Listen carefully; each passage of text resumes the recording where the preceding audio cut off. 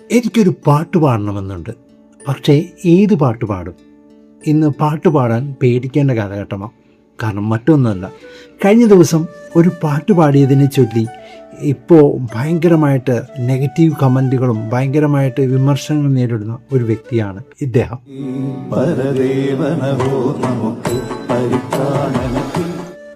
ഇദ്ദേഹം പാടിയത് ഒരു ക്രിസ്തീയ ഭക്തിഗാനം. അത് അമ്പലത്തിന് സമീപമുള്ള അദ്ദേഹത്തിൻ്റെ പ്രോഗ്രാമിൽ വെച്ച് അദ്ദേഹം പാടി. അദ്ദേഹം പ്രത്യേകിച്ച് പറയുന്നുണ്ട്, അവിടെ മതമൈത്രി നിലനിൽക്കുന്ന നാടാണ്, അവിടെ എല്ലാവരും ഒരുമിച്ച് നയിക്കപ്പെടുന്ന ഒരു നാടാണ് എന്ന് പറഞ്ഞാണ് അദ്ദേഹം പാടിയതും. പക്ഷേ അതെല്ലാം ഇന്നും ഭയങ്കരമായിട്ട് ചർച്ച ചെയ്യപ്പെടേണ്ടി വന്നു. എന്തുകൊണ്ട്? കേരളം എന്ന് പറഞ്ഞാൽ സ്നേഹത്തിൻ്റെയും സന്തോഷത്തിൻ്റെയും നാട് എന്ന് തന്നെ പറയാം. ദൈവത്തിൻ്റെ സ്വന്തം നാടെന്ന് വെറുതെ പേര് വന്നതല്ല, അവിടെ പലതും നല്ല കാര്യങ്ങളുണ്ടായിരുന്നു.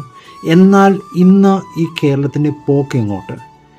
എൻ്റെ ലൈഫിൽ ഞാനും നിങ്ങളും ഒക്കെ കണ്ടിട്ടുണ്ടാവും, നമ്മളെല്ലാവരും അധികാലങ്ങളെ എഴുന്നേറ്റത് അമ്പലത്തിലെ പാട്ട് കേട്ടിട്ടായിരിക്കാം.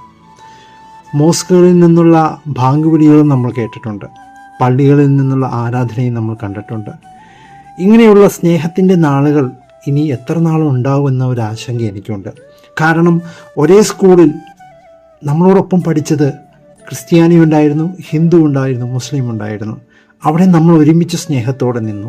എന്നാൽ ഇനിയുള്ള നാളുകളിൽ ഇങ്ങനെ മതത്തിൻ്റെ പേരിൽ കീറിമുറിയപ്പെട്ടാൽ ഒരു സ്കൂളിൽ തന്നെ പല ഡിവിഷൻസും പല മതത്തിൻ്റെ പേരിൽ വരും. സ്നേഹങ്ങൾ അതിനുവേണ്ടി അളക്കപ്പെടും. ഈ രീതിയിലോട്ട് പല രീതിയിൽ ഈ കേരളം പുറകിലോട്ട് പോകും. മറ്റ് സംസ്ഥാനങ്ങളിലെ പോലെ മതത്തിൻ്റെ പേരിൽ തമ്മിൽ അടിയാവും. ഇങ്ങനെ ഒരിക്കലും അനുവദിച്ചുകൂടാ.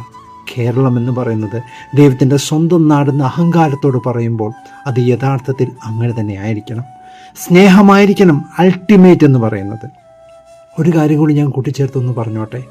ഈ ദിവസങ്ങളിൽ നമ്മളെല്ലാം മൊത്തം ചർച്ച ചെയ്യപ്പെട്ട ഒരു കാര്യമാണ് ഒരു ഫിലിം, വാഴ എന്ന് പറയുന്ന സിനിമ. അത് 200 കോടി നേടി.